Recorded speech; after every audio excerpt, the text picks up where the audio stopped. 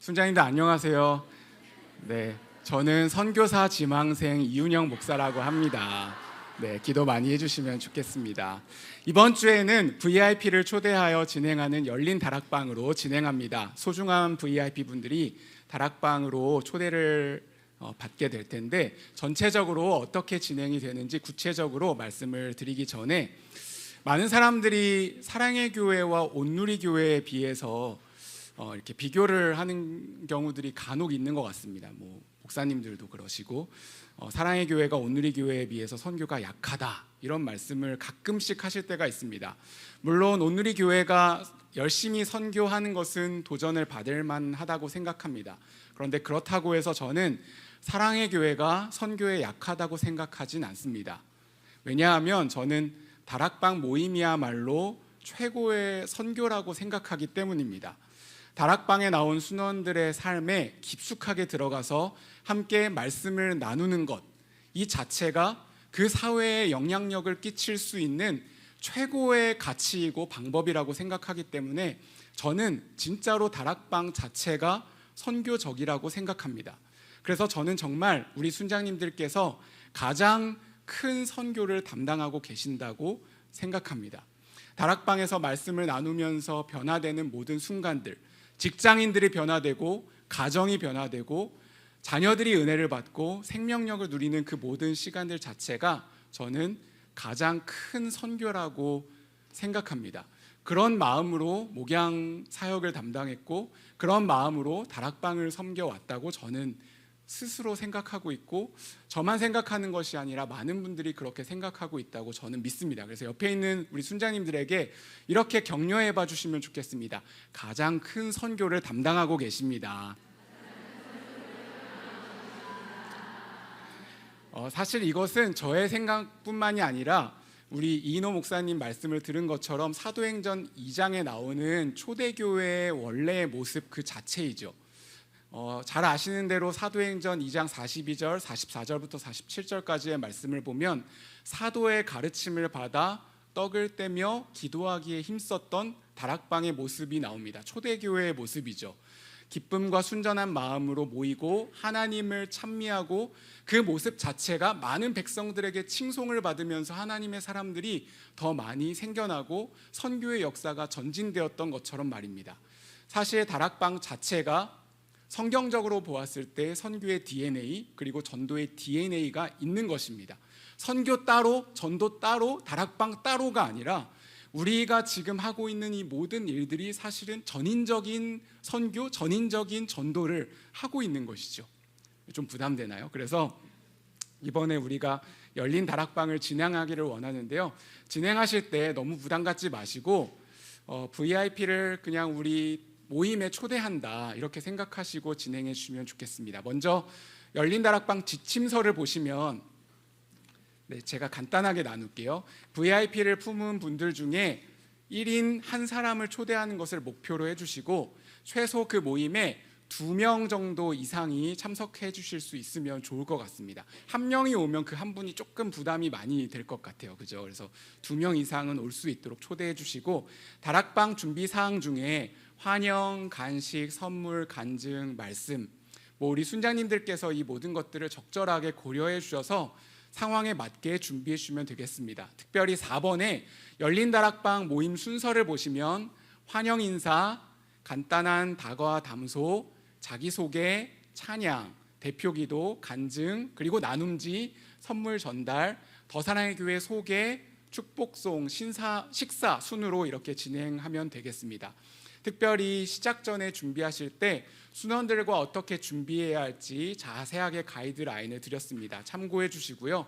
모임 장소도 꾸밀 수 있도록 현수막을 준비를 해드렸는데 이 현수막은 올해에만 사용하는 것이 아니라 계속해서 사용할 수 있도록 날짜를 특별히 넣지를 않았습니다. 그래서 이번에 쓰셨다가 잘 보관하셔서 매해마다 사용하시면 좋겠고 혹시 아직 현수막을 안 가져간 다락방이 있다면 꼭 가져가셔야 됩니다. 1층 로비에 준비되어 있고 순장님들 이름이 이렇게 확인할 수 있게 되어 있습니다. 그래서 오늘 늦어도 내일까지는 꼭 교회에 들르셔서 현수막을 모두 다 다락방 하나씩만 가져가 주시면 좋겠습니다. 자, 그러면 이제 열린 다락방 나눔지를 한번 보실까요?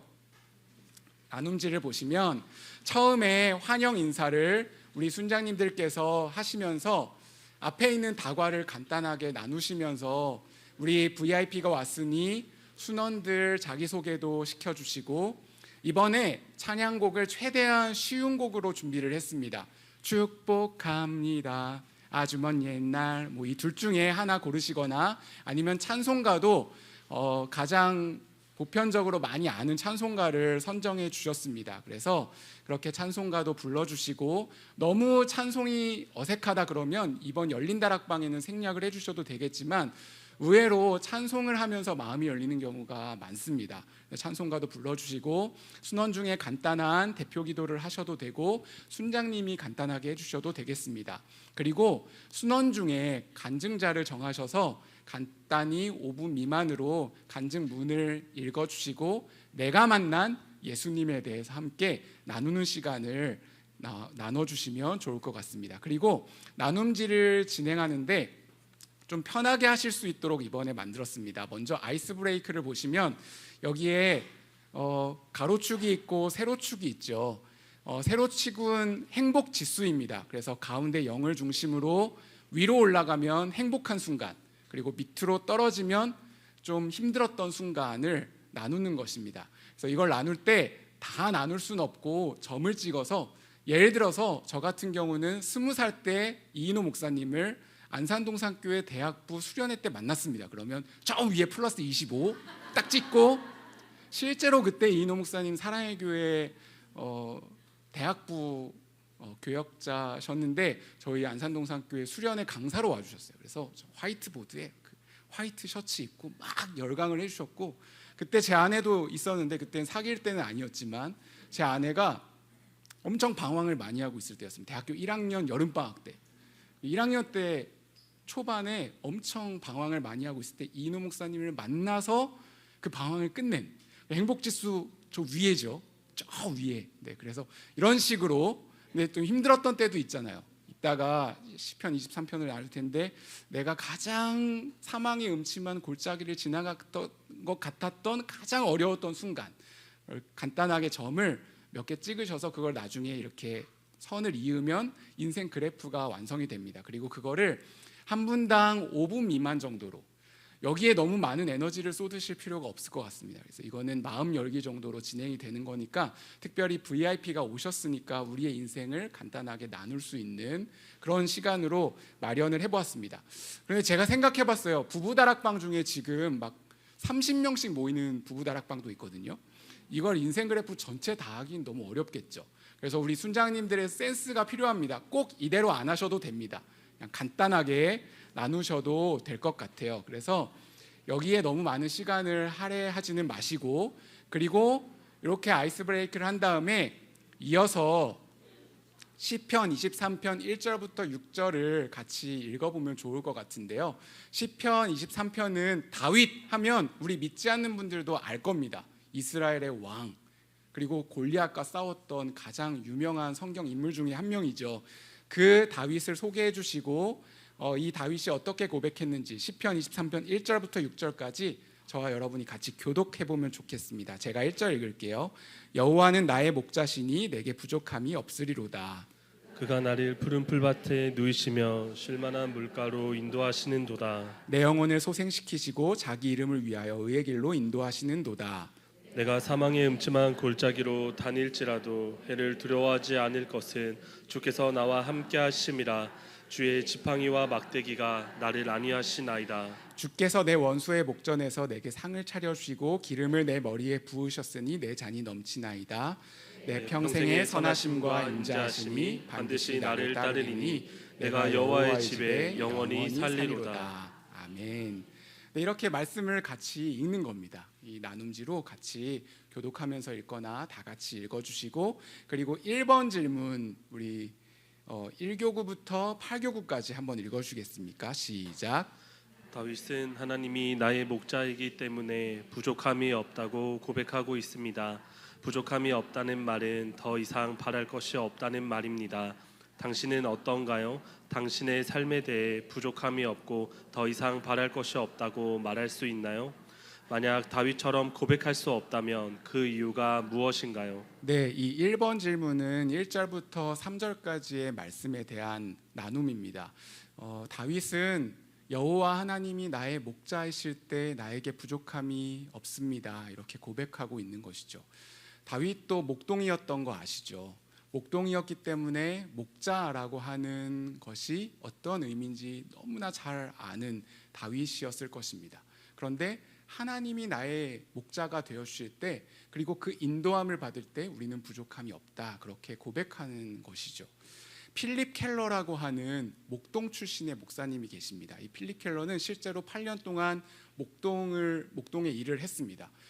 양과 목자라고 하는 책을 썼는데요. 거기에 보면 이 양들은 4가지가 다 충족이 될 때 비로소 눕는다고 합니다. 2절에 보면 그가 나를 푸른 풀밭에 누이시며 이렇게 되어 있는데, 이 목동의 역할이 무엇이냐면 다른 양들과 불협화음이 없을 때, 그때 비로소 눕는다고 합니다.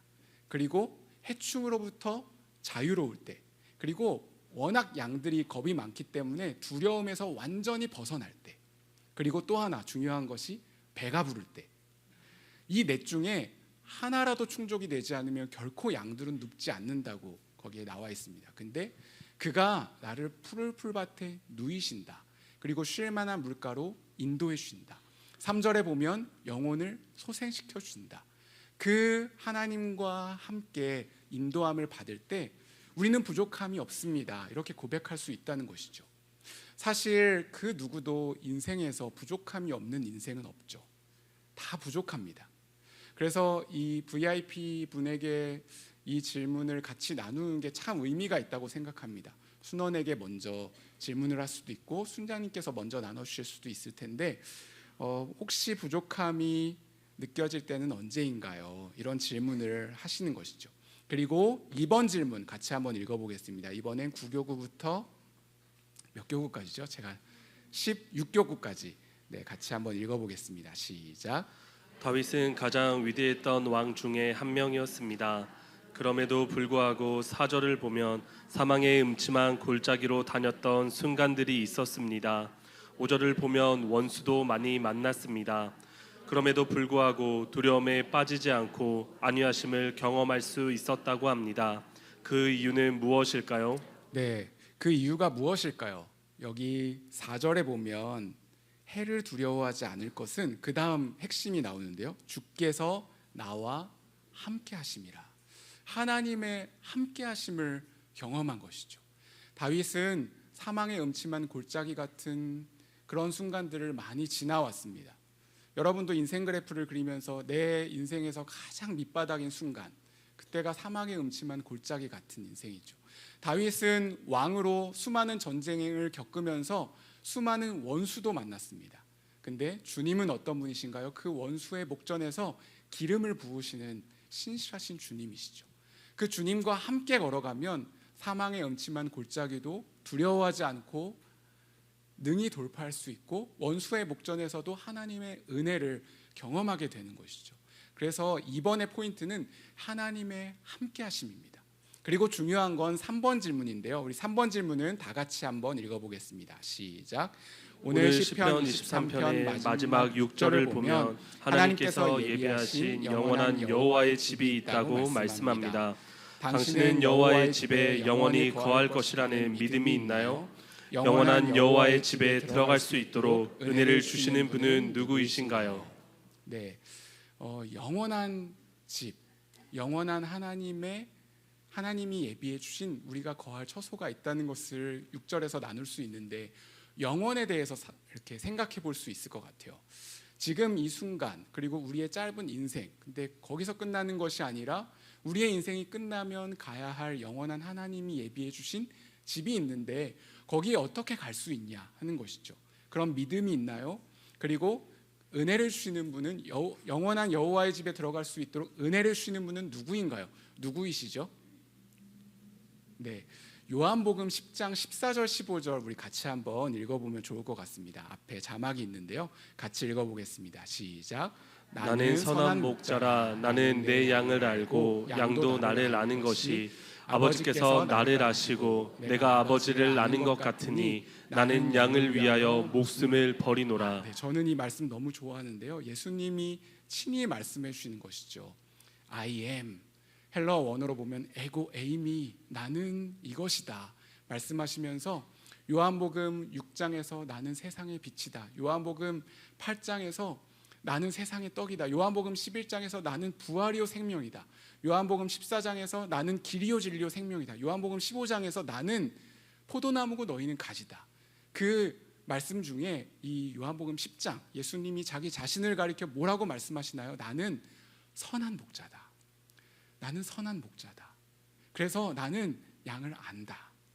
그래서 거기 초대되어 온 VIP들을 예수님은 아시는 것이죠. 그리고 예수님의 이름으로 모인 바로 그 열린 다락방에 예수님이 함께 하시고 그 예수님이 우리에게 믿음을 주셔서 우리가 도무지 갈 수 없는 그 영원한 하나님의 집으로 인도해 주시는 분이, 우리의 진정한 목자가 되어 주시는 분이, 선한 목자가 되어 주시는 분이 예수님이시다. 이 부분을 마지막에 복음적으로 이렇게 나눌 수 있을 것 같습니다. 그래서 1번, 2번, 3번을 이렇게 나눠주시고, 그리고 함께 밑에 있는 기도문을 짧게 읽고, 네, 그리고 이어서 뒷장에 보시면 쇼미더 콘서트, 그 다음 주 금요일 날 6월 21일 날 금요일 날 저녁 7시에 있는 쇼미더 콘서트에도 함께 참여할 수 있도록 초대해 주시고, 더 좋은 건 주일 예배죠. 늘 복음의 말씀이 선포되는 주일 예배에 초대할 수 있으면 제일 좋겠고, 또 바로 마음의 문이 열리지 않는다 하더라도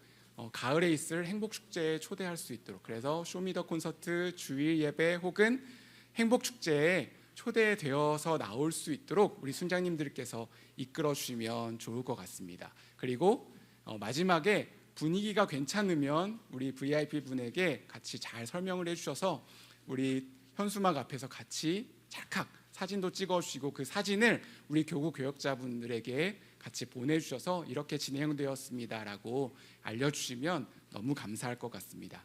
우리 맨 마지막으로 다니엘 12장 3절 말씀 같이 함께 읽고, 그리고 이인호 목사님 나오셔서 계속해서 강의를 해주시겠습니다. 우리 큰 목소리로 읽어보겠습니다. 시작. 지혜 있는 자는 궁창의 빛과 같이 빛날 것이요 많은 사람을 옳은 대로 돌아오게 한 자는 별과 같이 영원토록 빛나리라. 아멘. 별과 같이 영원토록, 별과 같이 영원토록 빛나는 이번 열린 다락방 될 수 있기를 주님의 이름으로 축복합니다. 감사합니다. 확인 질문 보겠습니다.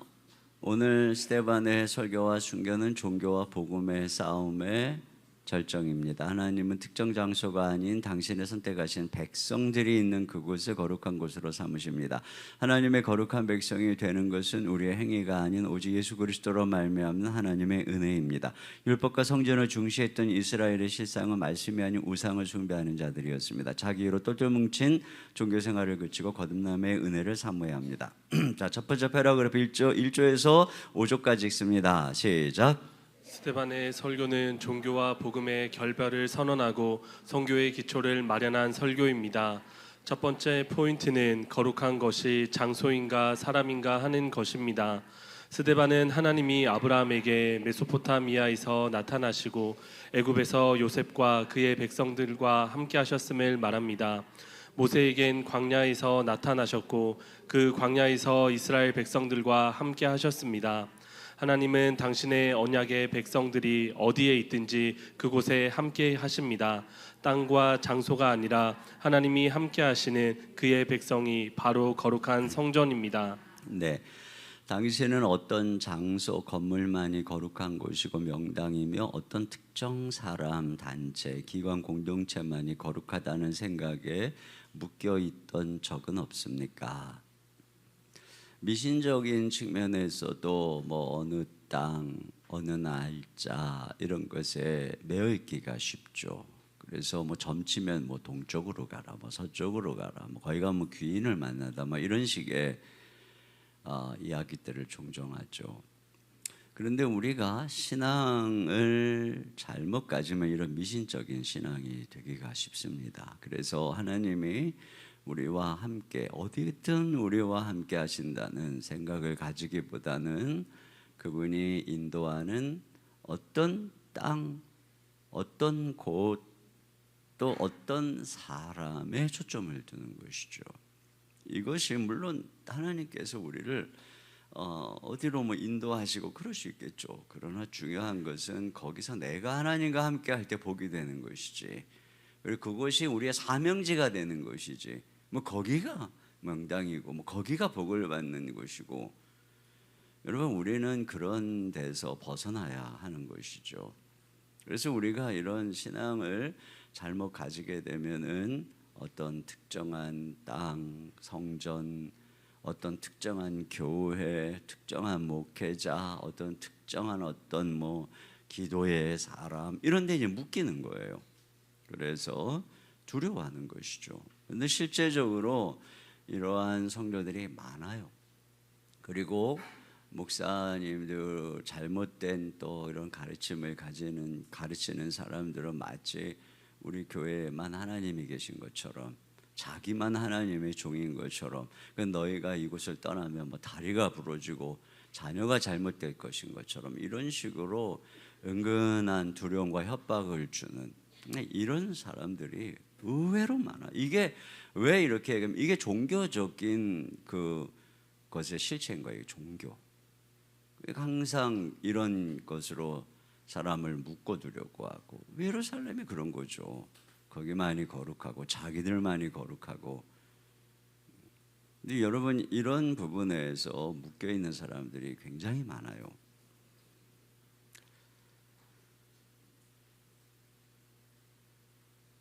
그리고 사람들이 참 신기한 게 뭐냐면, 이렇게 다른 데는 다 틀렸고 우리만이 옳고 또 내 말을 따라야 되고 뭐 이렇게 말하는 사람에게 또 솔깃한다는 거예요. 그게 참 신기해요. 그래서 유튜브를 보면은 유튜브에 인기 있는 아주 건강한 교회 목사님들 말고 인기 있는 그런 사람들의 특징이 뭐냐면 그걸 알아요.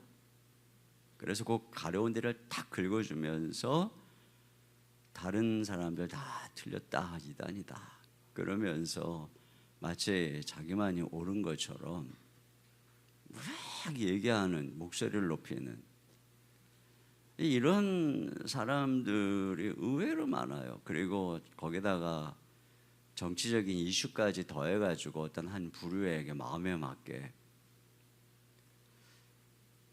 그런데 대체적으로 그래서 그런 사람들이 막 팔로워도 뭐 몇만 명이고 그냥 한번 뭐 설교를 하면 뭐 엄청나게 많은 사람이 듣는데, 정작 그 사람이 섬기는 교회 현장에를 가면 그렇지가 않은 경우들이 태반이에요.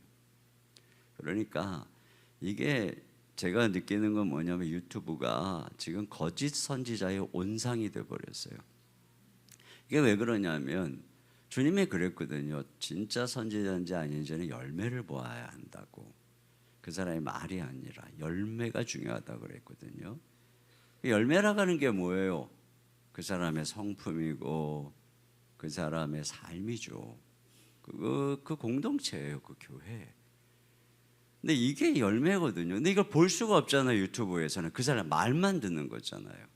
그러니까 말만 듣고서 그냥 그 밑에 댓글을 보면 이 시대에 당신이 참 목사십니다. 뭐 이 시대에 당신이 참 애국자입니다 하면서 그냥 쫙 댓글을 달아놓은 걸 내가 보면 말도 안 되는 얘기를 하는 사람들에게 이렇게 많은 사람이 추종을 하고 있는 걸 보면 참 유튜브 진짜 큰일 났다는 생각이 들어요. 자, 중요한 것은 그런 것이 아니죠. 우리가 뭐 예를 들어서 교회 자체가 필요 없다 이런 게 아니죠. 교회가 정말 하나님이 거하시는 이 진정한 성전이라는 것이에요. 그래서 그곳이 어떤 교회든 거기 진정 예수님이 주인이시고 하나님의 말씀 복음이 있고 그런 거듭난 하나님의 백성들의 모임이면 여러분 그곳은 다 우리들의 지체이고 우리가 다 한 백성인 거예요. 중간에 인간이 딱 서가지고 다 틀렸어 우리만 오라 이러면서 그리스도의 몸을 나누고 교회를 나누고 회방질하고 이런 자들이 악한 자들이에요. 그러니까 항상 보면 자기한테 뭐가 없으니까 늘 남을 배척하고 욕함으로써 사람을 끌어모으는 이게 이단의 방식이거든요. 그 다음 문제 보세요. 하나님은 어떤 건물이나 땅이 아니라 당신의 언약의 백성 가운데 거하십니다. 주의 택한 백성이 가는 곳에 주님이 함께 가시고 그곳이 성전이 됩니다. 내가 속한 가정, 직장, 사회 등 내가 밟는 모든 땅이 거룩한 성전이 될 수 있도록 내가 기억하고 행동해야 될 것은 무엇일까요? 자, 우리가 가는 그곳에 주님이 함께 하시고 주님이 함께 하시니까 거기가 성전이고 거룩한 땅이 되는 것이죠. 그렇기 때문에 이런 존재임을 우리가 늘 기억하는 게 중요해요. 믿음이죠, 믿음. 내가 예수님 안에서 하나님의 약속의 자손이고 그런 내가 함께하고 그래서 내가 선 그곳이 하나님이 함께하는 곳이기 때문에 거룩한 곳이다 라고 하는 이 믿음. 뭐 그 땅이 뭐 여기가 절터였네, 뭐 여기가 뭐 무당터였네, 또 여기가 뭐 이 집에서 옛날에 뭐 어쩌고 좀 무슨 일이 있었네, 뭐 이런 것이 아니라 그것이 중요한 것이 아니죠. 야곱이 베델에서 누웠을 때 거기에 사닥다리가 있고 하늘이 열렸어요. 그때 여기가 하나님의 집이다. 그런 것처럼 우리는 그런 게 필요한 것입니다. 그런 믿음이 필요한 것이에요. 저는 예전에 가끔 이제 수련회 강사로 갔을 때 가끔씩 수련회 강사로 갔는데 청년들 집회를 가면은 제 숙소를 허름한 뭐가 곧 나올 것 같은 그 머리 떨어져 있고 그 큰 집에 나만 덩그러니 있고 그 오랫동안 사용을 안 해가지고 그냥 막 이런 데 있어요. 그래도 또 아내랑 애들 그때 같이 가면 괜찮아. 혼자 가가지고 딱 누워 있으면 와, 내가 원래 좀 무서움이 많거든요. 뭐가 나올 것 같은 거예요. 잠이 와요. 다음날 아침부터 일어나가지고 새벽부터 설교하고 그래야 되는데 그때 이제 조용히 누워서 주님을 바라보는 거죠. 그리스도 안에서 내가 누구이며 지금 주님이 나와 함께 계시고 그렇게 주님을 묵상하고 또 조용히 내가 알고 있는 성경 구절들을 암송하고 그러다 보면 어느새 평안이 와요. 참 신기해요. 그리고 나도 모르게 잠이 들고 아침에 돼서 다 깨보면 바깥에서 새가 울고 햇살이 찬란하고 아 여기가 천국이었구나 뭐 이렇게 되는 거잖아요. 그러니까 우리가 어느 곳에 가든지 이런 태도가 중요하고 또 두 번째는 뭐겠어요? 두 번째는 이런 믿음이 중요하고 우리의 정체성, 주님과의 관계가 중요하고 두 번째는 어느 곳에 가든지 아브라함처럼 그곳에서 제단을 쌓았던 것처럼 예배하고 또 찬양하고 그곳에서 거룩한 백성으로서 하나님과 동행하는 것이죠. 그럴 때 요셉과 함께 하셨던 것처럼 우리와 함께 하시는 거예요. 그리고 또 한 가지 우리가 그곳에 보냄받은 자다라고 하는 의식을 가지는 것이죠. 그래서 하나님께서 이 땅을 결국은 우리를 보내시는 것은 우리가 밟는 땅마다 거룩한 땅이 돼서 그곳에 주님의 주권과 주님을 선포하고자 하는 것이에요. 그러니까 그게 어디든 우리는 그런 마음을 가지고 살아가는 거지. 그냥 뭐 여기만 거룩하고 저기는 아니고 이러한 어떤 이게 이원론이잖아요. 성속 이원론. 그렇게 되면 우리는 그 안에 머물 수밖에 없어요. 토끼굴 안에 갇힐 수밖에 없어요. 이런 믿음을 자꾸 키워야 돼요.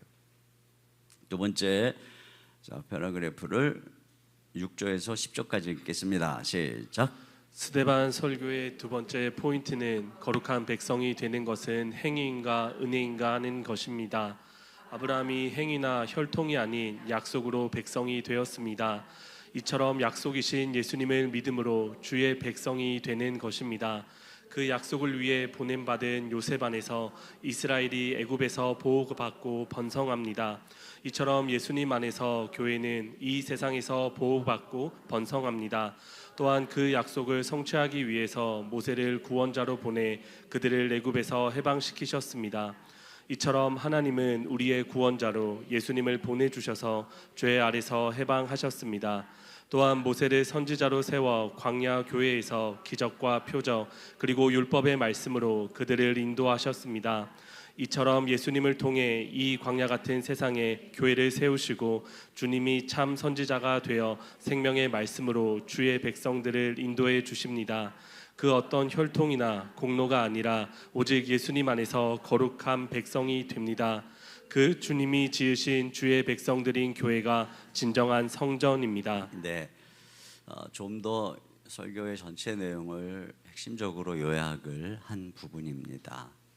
이 스데반의 설교는 정말 어려워요. 그래서 어떤 분은 이 스데반은 설교자로서 빵점이다, 막 이렇게 혹평을 해놓은 신학자도 있어요. 그래서 사실 저도 1절부터 60절까지 씨름을 하느라고 얼마나 힘들었는지 몰라요. 그렇다고 해서 제가 여기서 이렇게 풀어내서 설교한 게 뭐 100% 맞다, 그렇게 말할 수는 없겠지만, 그러나 사실 오랜 시간 동안 많이 제가 이 부분을 갖고 여러 번 고민을 했다가 이번에 새롭게 보면서 이 안에 있는 이 메시지의 초점들에 더 많이 다가갔다, 이런 생각을 해요. 그래서 여러분이 이것들을 잘 기억하고 또 그렇게 성경을 보는 렌즈를 키우는 게 필요할 것 같아요. 먼저 보시면은 진정한 백성은 성전이나 종교의식 같은 행위 또는 전통이나 혈통으로 이루어지는 것이 아니라 오직 예수님을 믿음으로 거듭난 백성으로 이루어집니다. 당신은 하나님의 백성된 근거와 확신을 어디에 두고 있습니까? 저기 앞에 있는 것처럼 아브라함처럼 약속 안에 있는 것이고, 또 우리의 진정한 보호와 또 생명의 양식됨과 이 보호는 또 예수님의 왕되심과 그분의 생명되심에 있는 것이고, 또 우리의 구원과 거룩한 백성됨도 주님의 구속과 그분의 선지자 되신 말씀에 있는 것이란 말이죠. 그러니까 철저히 예수님이 시작이고 예수님이 전부이고 예수님이 또 지금 현재인 것이에요. 그런데 이런 핵심을 딱 잊어버리고 그냥 어떤 성전, 절기, 혈통, 그래서 뭐 내가 뭐 몇 대째, 5대째 뭐 신앙의 집안에 있다거나 뭐 부모님이 뭐 중직자요, 뭐 목회자라든가, 또 큰 예배당, 또 주의성수 11조, 봉사, 구제활동, 여러 모임 등에 속해 있기 때문에 내가 주의 백성이다, 이렇게 생각하면 안 된다는 것이죠. 그러니까 이게 이런 것들이 자칫 우리의 껍데기가 이런 것이 필요 없다는 것이 아니라 이런 것을 의존하는, 이것에 의해서 지탱하는, 이게 이제 나의 하나님의 백성된 근거, 확신이 되는, 그러다 보면은 그 안에 있는 생명을 잃어버리는 거예요. 그 껍데기에 빠져가지고. 그래서 그 안에 생명이시 예수님을 잃어버리고 그분의 말씀을 잃어버리고 점점 생명력이 없어져가고, 그 시간이 지나면서 그냥 이제 종교인처럼 되는 것이죠. 이런 길을 가는 경우들이 얼마나 많은지 몰라요. 그러니까 여러분 이것을 꼭 기억을 하고, 우리 순원들이 충분히 그럴 수 있는 거예요. 이걸 계속 이제 거듭거듭 강조하잖아요. 근데 여러분들 자꾸 강조해야 돼요, 순원들에게. 그 다음 보겠습니다. 스데반은 성전을 우상시하였던 가나안의 이 가나안을 지우고 예루살렘으로 바꿔주세요. 성전을 우상시하였던 예루살렘의 유대교가 아니라 모세가 말씀으로 인도한 광야교회를 오늘 우리들의 모델로 제시합니다. 광야교회와 오늘날 교회의 공통점을 살펴보고 오늘날 교회가 힘써야 할 것이 무엇인지 나누어 봅시다. 그래서 제가 이번에 이것을 보면서 발견한 핵심 포인트가 여기였어요.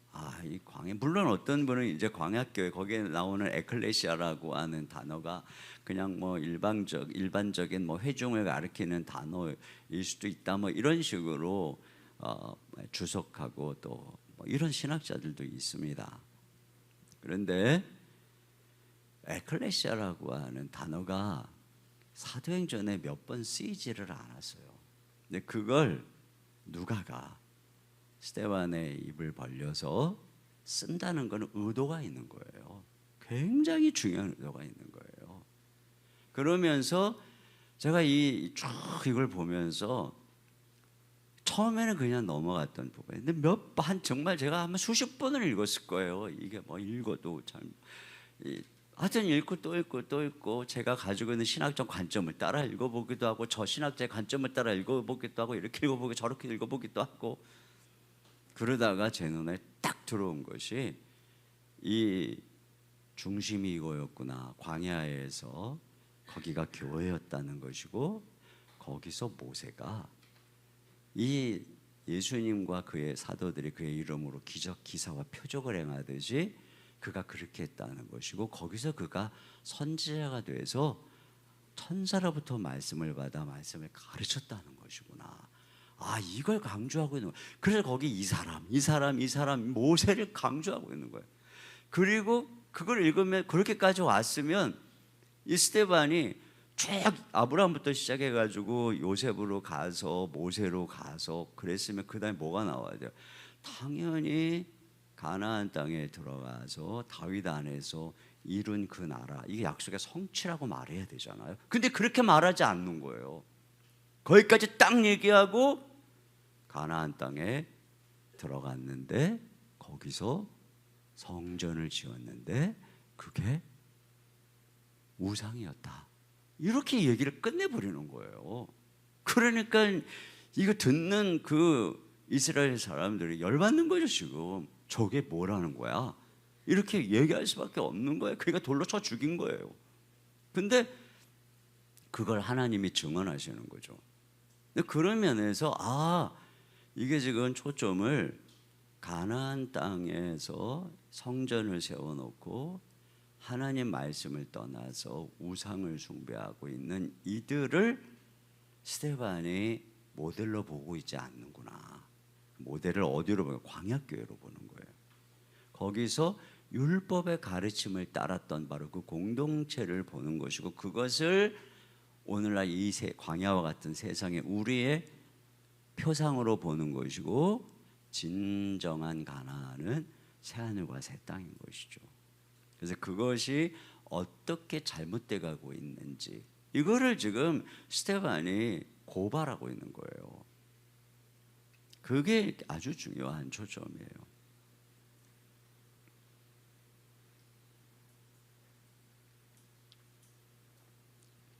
자, 그런 측면에서 이 내용을 보니까 드디어 이게 풀리더라고요.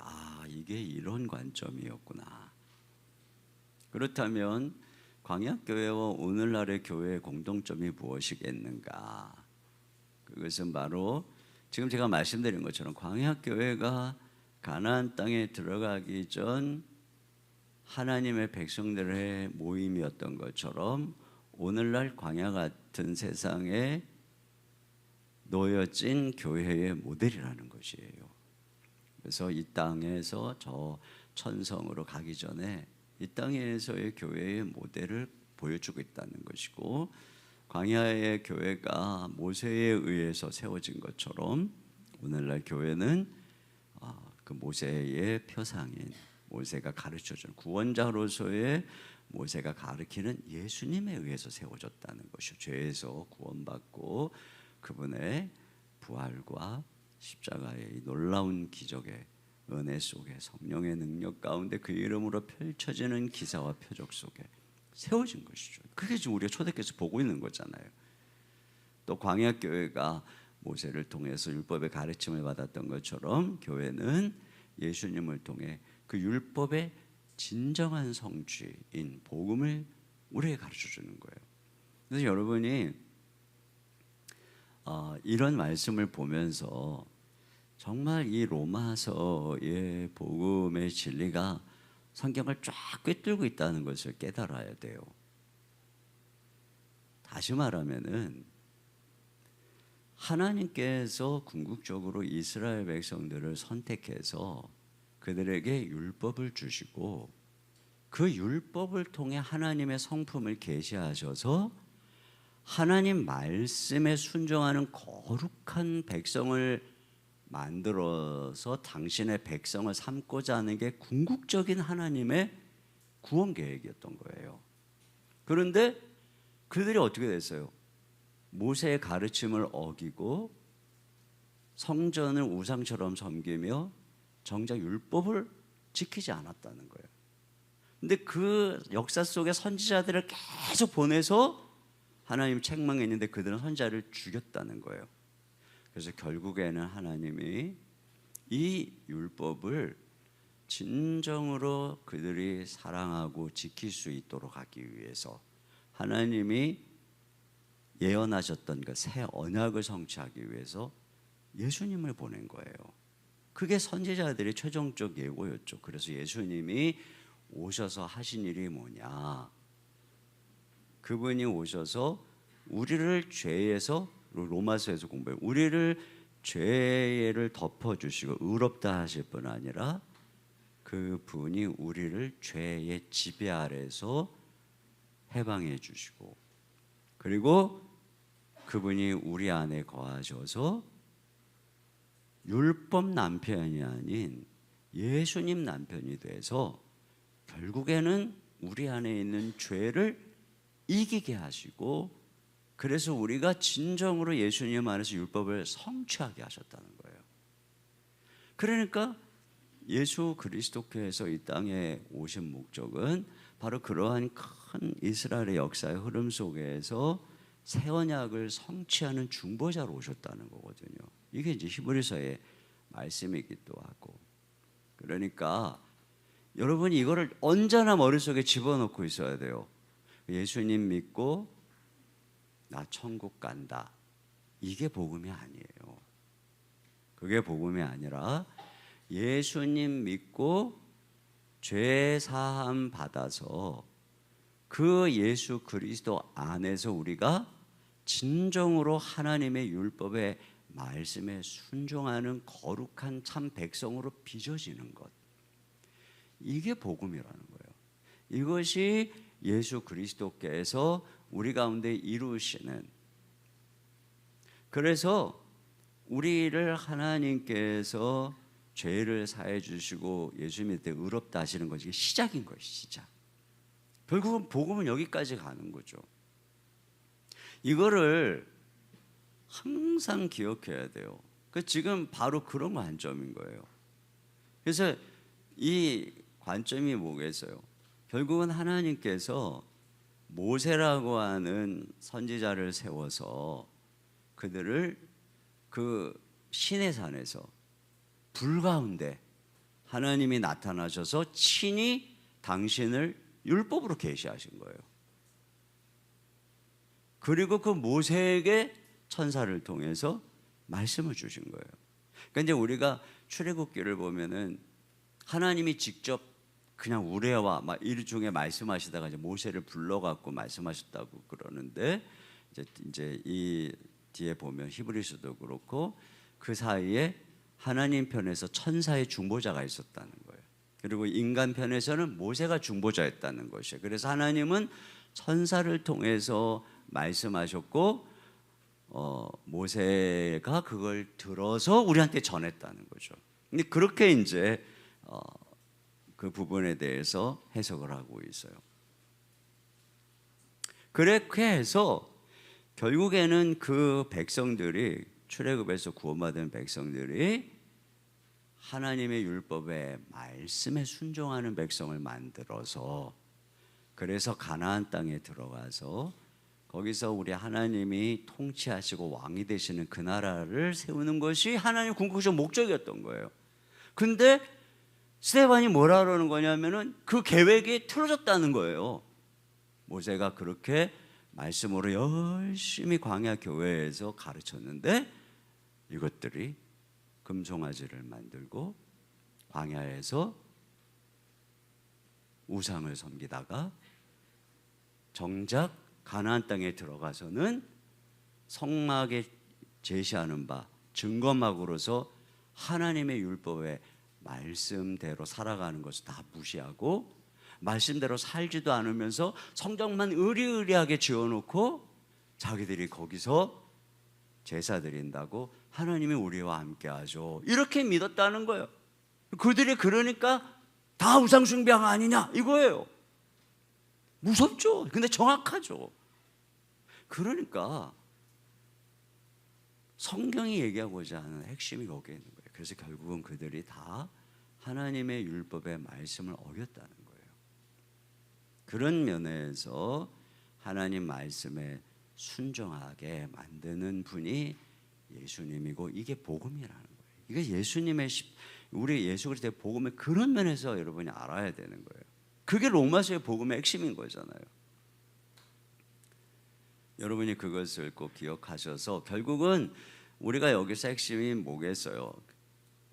광야에서 성막을 중심으로 이리저리 이동하고 하나님의 백성이 거기 함께 했던 것처럼 오늘날도 하나님의 어느 한 교회 어떤 한 건물에 있는 것이 아니라 주의 백성들이 모인 곳에 함께 하신다 이거예요. 그러니까 여러분들이 다락방에서 모이면 거기 하나님이 함께 하시는 것이고 그리고 결국은 교회가 예루살렘 성전을 중심으로 하던 유대교처럼 되면 안 된다는 거예요. 오늘날 교회는 광야교회처럼 돼야 된다. 그렇게 말씀이 중심이 되고 움직이는 교회요 그리스도가 중심이 되고 그분의 말씀을 듣는 교회가 돼야 된다는 것이에요. 이게 이 메시지의 핵심이었던 거예요. 이해되시죠? 왜 이렇게 대답이 작아요? 이게 이해 안 돼요 지금? 여러분이 순원들에게 이거를 얘기해 주라고 제가 말하는 게 아니에요. 여러분이 재주가 없으면 안 해줘도 좋아요. 근데 여러분은 알고 있어야 돼요. 여러분은 그래야 여러분이 중심에서 딱 서갖고 우리 교회가 이 성경이 원하는 바른 교회를 향해서 갈 수 있는 거예요. 이 진리의 표대를 딱 붙잡고 말이죠. 자, 그 다음에 세 번째 포인트. 자, 그 다음에 남은 11조부터 16조까지 시작. 세 번째 포인트는 거룩한 백성들이 따르는 것이 우상인가 말씀인가입니다. 이스라엘 백성은 모세의 인도를 거부하고 애굽으로 돌이키기 위해 금송아지를 만들고 우상 숭배를 했습니다. 이들은 말씀을 따르지 않고 자신들이 만든 것을 기뻐했습니다. 스데반은 성막을 증거막이라고 하여 그 초점이 율법에 있음을 이야기합니다. 성전 자체가 하나님의 어떠함을 보여주는 것이 아닙니다. 그런 면에서 그는 이사야의 말을 빌려 화려한 성전을 손으로 지은 곳이라 이야기하며 금송아지 우상에 비유합니다. 그들은 여호와와 성전을 동일한 것으로 생각하여 하나님을 가두고 축소시켰습니다.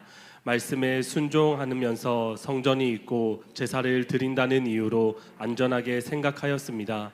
이것이 우상 숭배입니다. 그들은 이러한 설교를 듣고도 이를 갈며 귀를 막았습니다. 종교의 껍질에 갇혀 회개에 이르지 못한 것입니다. 예수님을 닮은 스데반의 순교는 하늘의 미랄이 되어 복음이 온 세계로 전파되는 계기가 되었으며 사울의 변화를 이끌었습니다. 네, 거기 말씀에 순종하지 않으면서 이렇게 고쳐줘요. 순종 않으면서가 아니라 순종하지 않으면서. 자, 여기 보세요. 무엇이 우리로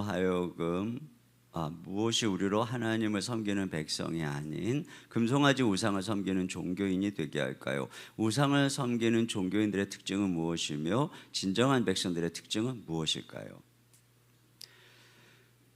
답이 나오죠. 핵심은 말씀이에요. 저는 이 말씀을 묵상하다가 광야에서 그들이 40년간 거기 성막이 있었으니까 하나님께 희생 제사를 드렸어요. 그런데 아모스가 그들은 한 번도 하나님께 희생제사를 드린 적이 없다. 그들은 저 하늘의 별을 우상을 섬겼다. 이렇게 얘기를 하거든요.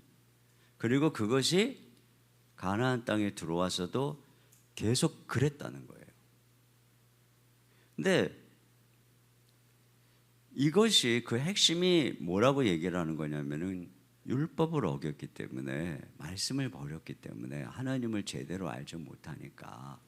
근데 여러분, 우리도요, 예수님을 믿었잖아요. 우리가 다 예수님을 믿었어요. 거듭났어요. 그런데 우리 안에 늘 욕심이 있습니다. 그렇잖아요. 그 욕심이 점점 커지면 그게 탐심이 되고 우상숭배가 되는 것이죠. 그게 있어야 나는 행복해. 그거 꼭 있어야 돼. 그러다 보면 우리의 신앙생활이 하나님 말씀에 순종하는 신앙생활이 아니라, 내가 10년을 예수를 믿고 20년을 예수를 믿고 30년을 예수를 믿어도 그게 전부 다 내 마음에 있는 소원을 이루기 위해서, 내 마음에 있는 탐심을 이루기 위해서, 그걸 이루어 주시는 하나님에게 잘 보이려고 그렇게 내가 지난 40년 동안 열심히 섬겼을 수도 있는 거예요. 그러면 하나님이 보실 때, 너희가 그동안 진정으로 나를 예배하고 진정으로 나를 섬긴 적이 있었느냐? 너희는 너희 마음에 우상을 섬기고 그것을 얻기 위해서 내가 아닌 네 마음에 만들어진 우상을 숭배했느니라. 이렇게 말할 수 있는 거죠. 아모스의 말이 이거예요. 아, 그렇죠. 근데 여러분, 우리가 예수님을 믿지만 다 우리 마음에는 욕심이 있어요. 그리고 늘 세상의 것들이 우리를 유혹하고 있으니까. 그럼 어떻게 해야 돼요? 방법이 하나라는 거예요. 쉼 없이 우리가 막 어떤 행위에 힘쓰고 이런 것 이전에 쉼 없이 하나님의 말씀을, 예전에 거듭나지 않았을 때 또는 율법 아래서의 말씀은 그저 딱딱하고 부담스럽고 그런 거였어요. 그런데 예수님 안에서 성령님께서 날마다 아침마다 말씀을 펴고 묵상을 하면 이 말씀이 거듭난 우리 안에 생명의 말씀이 돼서, 예수님의 사랑의 음성이 돼서, 아, 하나님이 이런 분이구나. 아, 하나님이 이렇게 나를 사랑하시는구나. 아, 하나님께서 이와 같은 뜻을 가지고 계시는구나. 그러면서 그 말씀 앞에서 나를 향한 구원의 은총에 감사하게 되고, 나를 죄에서 구원해 주신 것에 감사하게 되고, 그분의 아름다운 성품이 예수님 안에서 어떻게 나타났는지를 보게 되고, 그 예수님이 우리에게 뭐라고 말씀하시는지를 날마다 말씀을 보니까 어떻게 되냐면, 너라도 그렇고 저도 그렇고 다 욕심이 있어요. 이런 욕심이 이렇게 다가오다가 아침에 주의 말씀을 딱 묵상하다 보면 그 말씀이 나를 딱 지배해서 내가 다시 욕심을 버리고 말씀을 따라가고, 또 그러다가 또 막 이 사람 만나면 또 다시 욕심이 이렇게 들어오다가 다락방에 가서 말씀을 나누다 보면은 또 다시 그렇지, 하나님 말씀을 따라가는 거지. 또 그래도 또 어쩌고 뉴스 보고 또 뭐 조금 확 그러다가 또 욕심을 들어오다가 또 주일날 또 말씀을 딱 듣다 보면 그렇지. 그렇게 예수 그리스도 안에서 그분의 말씀이 매일매일 나를 빚어주시고 변화시키고 그러면서 사는 거예요. 광야 인생길을 여러분이 완전해질 수가 없어요. 죽을 때까지 그렇게 내가 어느 순간에 딱 모든 세상 다 버리고 나는 이런 사람이다, 이거 없어요. 그런 건 없어요. 절대 없어요. 그러나 알아요. 하나밖에 없어요. 여러분이 지금 이 순간에 말씀을 붙잡고 있냐, 그분의 음성을 듣고 있냐, 우리가 그런 교회냐? 그러면 우리는 우상이 아닌 하나님을 섬기고 따라가고 있는 거예요. 그런데 말씀을 제쳐놓고 막 열심히 기도하고 섬기고 그래야 복받아 막 이러면서 내가 이렇게 섬겼더니 하나님이 이렇게 막 아파트 막 싸게 주셨어 막 이런 얘기를 듣고 막 이러고 다니면 그래 나도 가서 기도해야지, 그래 나도 가서 열심히 해야지, 그래 나도 이번에 막 헌금하고 헌신하고 복받아야지. 그렇게 하면 말씀을 만약에 제쳐놓고 아무리 열심히 한다고 해도 우리는 하나님을 섬기는 게 아닐 수 있다는 책망을 받을 수 있는 거예요. 그러니까 중요한 게 뭐예요? 하나님 말씀이라니까요. 그 말씀이 중요한 거예요. 여러분 이거 진짜 중요해요. 이 한 구절만 찾아보고 맞춰야 되겠네요. 디모데전서 6장 한번 찾아보세요. 디모데전서 6장.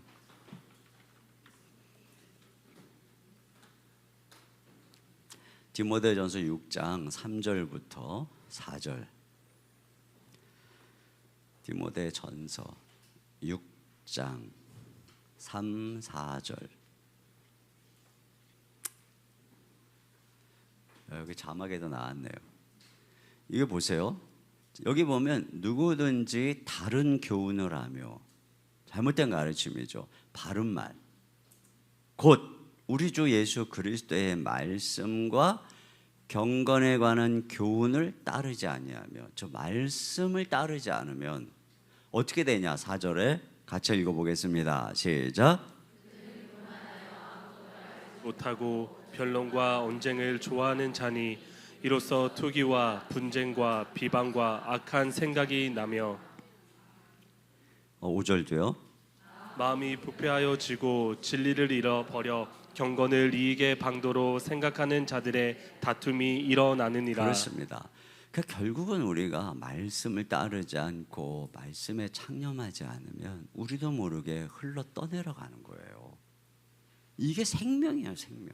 저 스데반이 하는 핵심이 그겁니다. 그래서 자, 그다음 이제 복음이 종교의 껍질을 벗어야 살아납니다. 당신은 진정 복음이신 예수님을 믿고 거듭나셨습니까? 당신이 예수님을 주로 영접하고 거듭난 것은 언제입니까? 물어보세요. 확인하세요. 존 웨슬리처럼 조지 히필드처럼 막 홀리 클럽을 만들어 갖고 남다르게 막 내가 이런 사람이다. 그래도 예수님 안 믿고 거듭나지 못할 수 있는 거예요. 여기서 마지막 문제 하나를 추가할 거예요. 여기 교재에다가. 무슨 문제냐면 세상의 제 우상에서 우리를 구할 분은 예수님밖에 없어요. 그분을 전해야 합니다. 이번 더 콘서트에 VIP를 초청합시다. 자신이 초청하기 원하는 사람 이름을 나누고 기도합시다. 그래서 다음 주 그것을 보면서 같이 기도 제목으로 삼고자 할 거니까 여러분 그것까지 기억하시고 같이 나눴으면 좋겠습니다. 네. 좀 늦었죠? 우리 윤영 목사님 나와서 또 진행해 주겠습니다.